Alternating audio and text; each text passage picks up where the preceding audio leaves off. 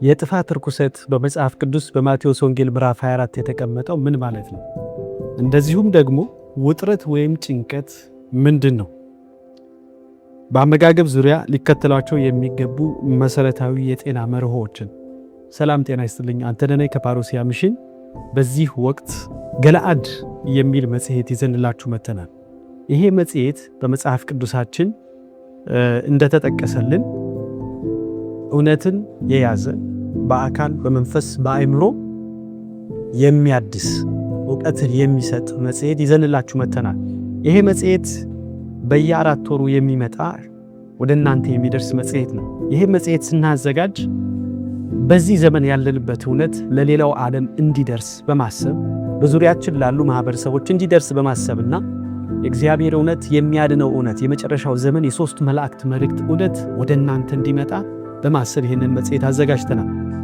የትንቢት መንፈስ ስለ እነዚህ ጉዳዮች የሚናገረው አንዳንድ ሐሳብ አለ። እሱን ወደ እናንተ አደርሳለሁ። ምን ይላል መሰላችሁ? ቴስቲሞኒ ፎር ዘ ቸርች ላይ የቤተ ክርስቲያን ምክር ከሚለው ላይ ቮሊዩም 4 ገጽ 79 ላይ የእውነት መልእክቶች ለልዩ ልዩ አሕዛብ ቋንቋ ህዝቦች ሊደርስ ይገባል ይላል። እንዴት ነው የሚደርሰው? መጽሔቶችን በማተም በተለያዩ ቋንቋዎች በማዘጋጀት እንደ መከር ቅጠል በየቦታው መሰራጨት አለባቸው ይላል።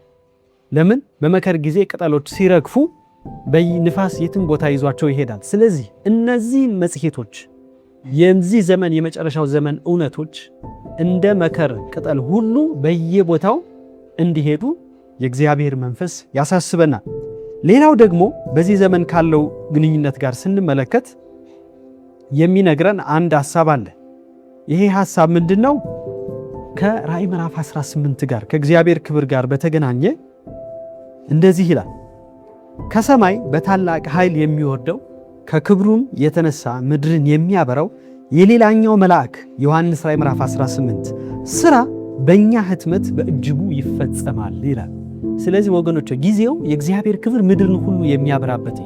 ስለዚህ ይሄም የሚፈጸመው በእጅጉ የሚፈጸመው በየትኛው ነው? እንደነዚህ ያሉ መጽሔቶች እውነትን የያዙ መጽሐፍቶችን፣ መጽሔቶችን፣ ትራክቶችን ሊሆን ይችላል በየቦታው በማሰራጨት የዚያ መልአክ ሥራ በዚህ ዘመን ሊፈጸም ይችላል። ስለዚህ ወገኖቼ እንጋብዛችኋለን። ይህንን መጽሔት ወስዳችሁ ይህንን እውነት ለማያውቁ ሼር እንድታደርጉ እንደ መከር ቅጠል በየቦታው እንድታሰራጯቸው እናደፋፍራችሁ እንወዳለን። ይህንን መጽሔት ማግኘት የምትችሉት በተለይ በፓሮሲያ ሚሽን ቢሮ ዋና ቢሮ ፍልውሃ 7ኛ ቀን አድቬንቲስት ቤተክርስቲያን ቅጥር ግቢ ውስጥ በሚገኘው ቢሮ መታችሁ መውሰድ ትችላላችሁ። ከታች ባሉ ስልክ ቁጥሮችን ኮንታክት አድርጋችሁ ይሄ የመጨረሻ ዘመን የእግዚአብሔር ክብር ለሌላው እንዲደርስ በአካል በመንፈስ በአእምሮ እግዚአብሔርን መምሰል የእግዚአብሔርን ክብር ማሳየት እውነት ለሌሎችም እንዲደርስ እንድታደርጉ እናደፋፍራችሁ እንወዳለን። እግዚአብሔር ይባርካችሁ።